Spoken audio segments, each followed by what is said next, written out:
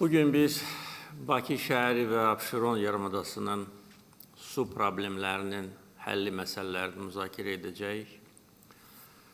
Bu, həyata keçirilən infrastruktur layihələr arasında xüsusi yer tutan məsələdir. Bildiyiniz kimi, ölkəmizdə son illər ərzində geniş miqyaslı infrastruktur layihələri icra edilmişdir. Həm Bakıda, həm bütün bölgələrdə demək olar ki, əsas infrastruktur məsələləri öz həllini tapmışdır.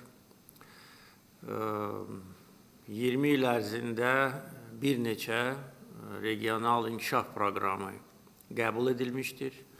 Hər proqram 5 ili əhatə edirdi və proqramlar uğurlu icra edildi. Bunun nəticəsində biz əsas infrastruktur məsələlərini həll etdik. İlk növbədə elektrik enerjisi ilə təchizat bütün ölkəni əhatə etmişdir. Tamamilə yeni mərhələyə qədəm qoyduq. Bu yaxınlarda yeni külək elektrik stansiyasının açılışında bir qədər bu məsələyə toxundum. Bugün bizim enerji generasiya gücümüz tələbatımızdan da artıqdır.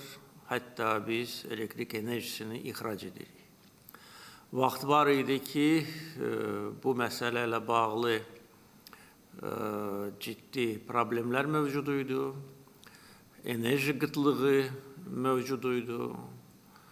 Hətta xaricdən biz elektrik enerjisini ithal etməyə məcbur idik. Bugün isə görülmüş tədbirlər nəticəsində həm generasiya gücləri yaradıldı və hazırda hardasa 10.000 megavata yaxındır. Eyni zamanda yarım stansiyalar, ötürücü xətlər, paylayıcı şəbəkə, bütün bu məsələlər vahid sistem halına salınmışdır.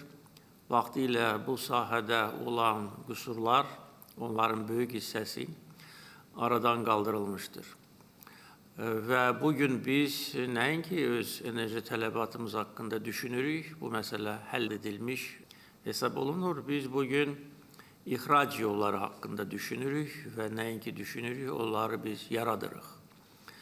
Və Azərbaycan bir neçə ildən sonra, necə ki bugün neft-qaz dünya bazarlarını ixrac edir və bir çox ölkələrin enerji təhlükəsizliyini təmin edir, eyni səviyyədə elektrik enerjisini dünya bazarlarına ixrac edəcək.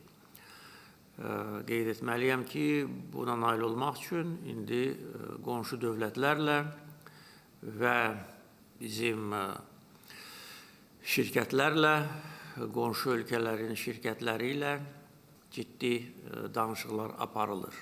Biz qazlaşma məsələlərini böyük dərəcədə həll etmişik. Bugün ölkəmizdə qazlaşma 96%-a çatıbdır. Mən bunu deməklə yaşayış məntəqələrini yox, əhalini nəzərdə tuturam. Əhalinin 96%-i bugün təbii qazla təchiz edilib. Bu da son 20 il ərzində aparılan infrastruktur layihələr arasında xüsusi yer tutan məsələdir. Çünki vaxtilə bizim qaz təchizatımız daxili tələbatı ödəməyə imkan vermirdi. Biz qazı da xaricdən ithal edirdik və böyük çətinliklərlə üzləşirdik. Bugün isə dünyanın ondan çox ölkəsi və bu ölkələrin sayı ildən ilə artır və bu ildə yeni ölkələr bu siyahıya daxil ediləcək. Azərbaycan təbii qazını alıb öz enerji təhlükəsizliyini gücləndirirlər. Avtomobil yolları geniş vüsət almışdır. Bugün həm magistral, həm kənd yolları, şəhərlər arası yollar.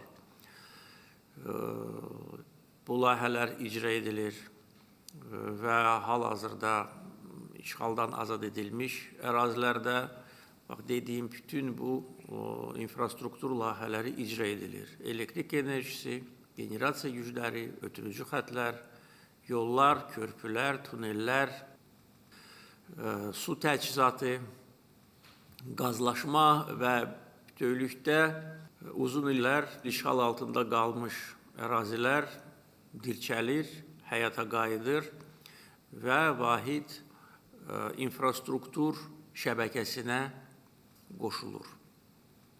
İçməli su və suvarma layihələri də həmişə diqqət mərkəzində olub.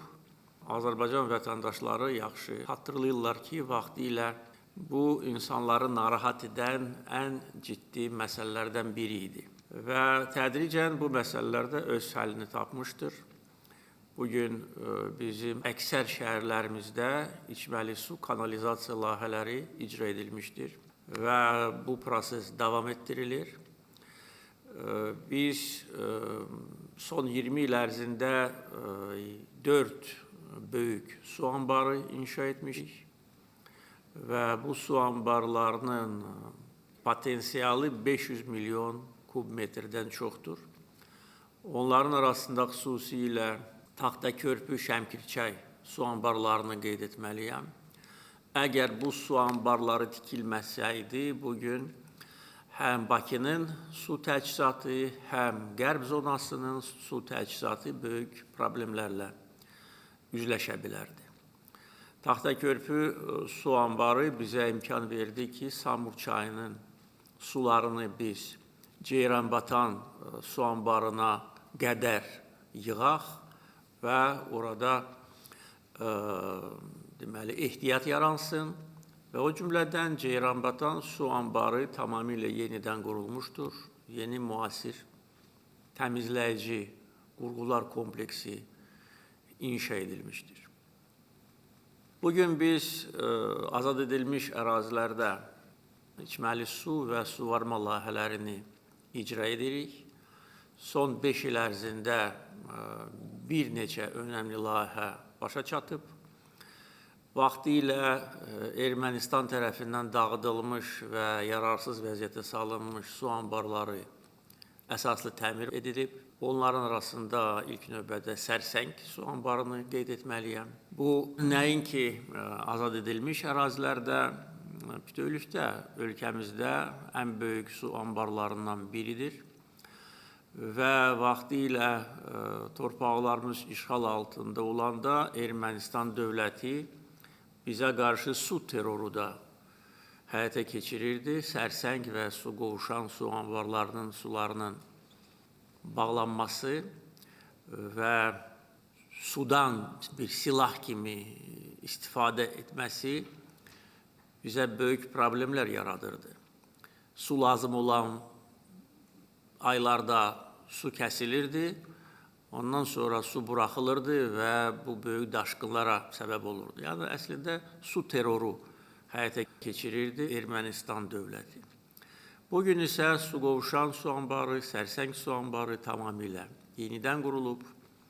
Digər azad edilmiş torpaqlarda Füzuli rayonunda Köndələnçay 3 su anbarı yenidən qurulub. Ağdam rayonunda Haçınçay su anbarı yenidən qurulub və Laçın rayonunda tamamilə yenidən qurulmuş Zabuqçay su anbarı bugün artıq istismardadır.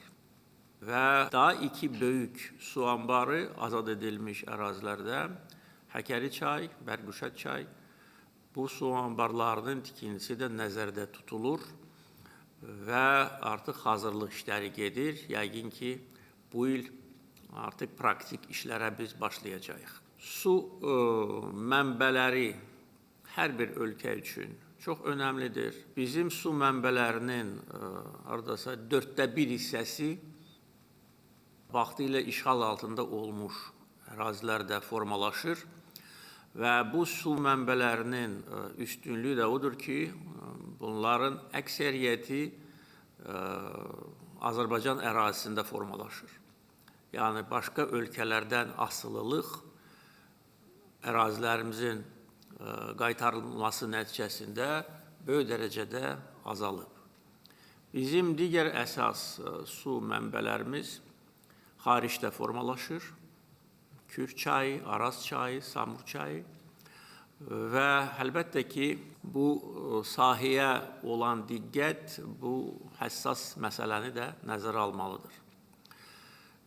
Bugün dünyada iqlim dəyişikliyi ilə bağlı ciddi narahatlıq hökm sürür. Bir çox ölkələr artıq bundan ciddi zərər görür. Bizim su təhlükəsizliyimizlə bağlı olan bütün məsələlər sistem şəklində öz həllini tapır və qeyd etdiyim kimi son 20 il ərzində ancaq sadaladığım, halbuki görülən işlər qat-qat çoxdur. Layihələr onu göstərir ki, əgər vaxtında bu addımlar atılmasaydı, bugün bizim su təhlükəsizliyi ilə bağlı olan məsələlər çox ciddi bizim üçün problemlər yarada bilərdi. Bizim isə məqsədimiz dayanıqlı su ilə əhalini və sənayeni, kənd təsərrüfatını təmin etməkdir. Su mənbələrini qorumaqdır. Su anbarlarının potensialını artırmaqdır. Uçotu tam yaratmaqdır və mövsüm gələndə suları yığmaq ki, sonra il boyunca onlardan istifadə etmək. Bakının və Abşeron yarımadasının içməli su problemləri əfsuslar olsun ki, uzun illər ciddi problem kimi qarşımızda durur. Qeyd etdiyim kimi bu istiqamətdə müəyyən işlər görülüb, ancaq mən hesab edirəm ki, vaxt gəlib çatıb ki, geniş miqyaslı və müfəssəl dövlət proqramı qəbul edilsin. Və bu proqram həm Bakı şəhərini, onun qəsəbələrini, Sumqayıt şəhərini və Abşeron rayonunu əhatə edəcək. Bir müddət bundan əvvəl mənim göstərişimlə proqramın hazırlanması prosesi başlamışdır və demək olar ki, proqram hazırdır. Biz bugün həm bu proqramı müzakirə edəcəyik, eyni zamanda görülmüş işlərlə bağlı danışacağıq və görüləcək işlərlə bağlı müzakirə aparacağıq. Bu proqramın əsas məqsədi qeyd etdiyim kimi Bakı və Abşeron yarımadasını dayanıqlı içməli su ilə təmin etməkdir. Proqram 2035-ci ilə qədər icra olunmalıdır. Bu fakt özlüyündə göstərir ki, nə qədər geniş miqyaslı proqramdır, çünki vaxt lazımdır ki, bunu biz tam icra eləyək. Proqramın icrası üçün maliyyə mənbələri müəyyən edilib. Bu iki mənbədən maliyyələşəcək, həm dövlət büdcəsi hesabına, həm də xarici kreditlər hesabına. Burada da deyə bilərəm ki, son illər ərzində aparılan islahatlar imkan verdi ki, biz xarici borcumuzu böyük dərəcədə aşağı salaq və salmışıq da bugün dünya miqyasında xarici borcun ümumi daxili məhsula nisbətdə Azərbaycan dünyada aparıcı yerlərdədir. Bu cəmi 6%-dan bir qədər çox təşkil edir. Yəni ki, bu deməyə əsas verir ki, bugün biz daha çox xarici kreditlərə müraciət edə bilərik. Xüsusilə nəzərə alsaq ki, dünyanın aparıcı maliyyə təsisatları bizə müraciətlər edirlər. Biz daxili vəsait hesabına da bu proqramı icra edə bilərdik, ancaq ölkə qarşısında duran bir çox məsələlər var. Həm Qarabağ Şərqi Zəngəzurun bərpası, ölkəmizin hərbi gücünün artırılması və digər layihələr, sosial layihələr. Ona görə qeyd etdiyim kimi iki mənbədən biz istifadə edəcəyik. Proqramın icrası nəticəsində yeni su anbarları tikilməlidir. Onların sayı 30-a yaxın olacaq. Bu da çox böyük, geniş miqyaslı infrastruktur layihələridir. Sayğaclaşma 100%-a çatdırılmalıdır. Bugün fasiləsiz içməli su ilə təmin edilən əhali 70% təşkil edir. Proqramın icrası nəticəsində bu 95%-a çatacaq. Bakı, Sumqayıt, Abşeron rayonunun və 64 yaşayış məntəqəsinin su təchizatı böyük dərəcədə yaxşılaşacaq. 200 kilometrdən çox magistral kanallar və bir o qədər paylayıcı şəbəkə tikiləcək və yenidən qurulacaq. Bugün problemlərdən biri həm də itkilərlə bağlıdır. Əgər itkilər aşağı səviyyədə olsaydı, mövcud olan hətta su ehtiyatı bizə bugün kifayət edərdi. Halbuki biz baxmalıyıq ki, gələcəyə də hesablamalıyıq. Çünki əhali artır, sənaye artır, tələbat da təbii ki artır. Ona görə itkilərin kəskin azaldılması əsas məsələlərdən biridir. Bugün bu sahədə itkilər hardasa 40-45%-dir və qeyd etdiyim kimi proqramın icrası nəticəsində bu kəskin düşməlidir. Bugün kanalizasiya xidməti göstərilən əhali 50% təşkil edir cəmi. Proqramın icrası nəticəsində bu 95%-a çatdırılmalıdır. Leysan yağışlar yağan kimi şəhər nəqliyyatı iflic vəziyyətinə düşür. Çox ciddi problemlər yaşanır. Düzdür, bu təkcə Bakıda, Azərbaycanda deyil, dünyanın istənilən yerində biz televiziya verilişlərində bunu görürük. Hətta ən inkişaf etmiş ölkələrin şəhərlərində də daşqınlar adi hal alıb. Və heç bir şəhərin infrastrukturu imkan vermir ki, əgər şiddətli leysan yağışları deməli, bir neçə gün davam etsə, bunu idarə etmək mümkündür. Ancaq buna baxmayaraq, bizim də bu sahədə zəif yerlərimiz kifayət qədər çoxdur. Ona görə yağış sularının idarə olunması üçün Bakının 30 küçəsində yeni kollektor şəbəkəsi də qurulacaq və bunun çox böyük faydası olacaq. Dənizə buraxılan sular 100% təmizlənməlidir. Xəzər dənizinin çirklənməsinin əsas faktorlarından biri də budur. Ona görə burada da lazımi əlavə tədbirlər görüləcək. Hövsan su təmizləyici stansiyasının modernləşdirilməsi və potensialının genişlənməsi də gündəlikdə duran məsələdir. Su sektorunda rəqəmsal idarə etmə sistemi də tətbiq edilməlidir. Mən artıq bu barədə məlumat verdim. Bir də demək istəyirəm ki, Abşeron yarımadasının su təchizatını yaxşılaşdırmaq üçün ilk dəfə olaraq ölkəmizdə duzsuzlaşdırma zavodu inşa ediləcək. Bu prosesə start verildi. Bunun üstünlüyü ondan ibarətdir ki, bu sırf xarici investisiyalar hesabına həyata keçiriləcək layihədir və bu imkan verəcək ki, biz Bakıya və Abşeron yarımadasına gələn suların həcmini artıraq və bu sahədə texnoloji inkişaf da göz önündədir. Bizim Xəzər dənizinin suyu o qədər də duzlu deyil. Yəni ki, tam əminlik var ki, duzsuzlaşdırma nəticəsində əhali təmiz və keyfiyyətli içməli su ilə təmin ediləcək və eyni zamanda suvarma üçün də böyük mənbə yaranacaqdır. Samur-Abşeron su kanalı ki, vaxtilə biz bu kanalı yenidən inşa etmişdik.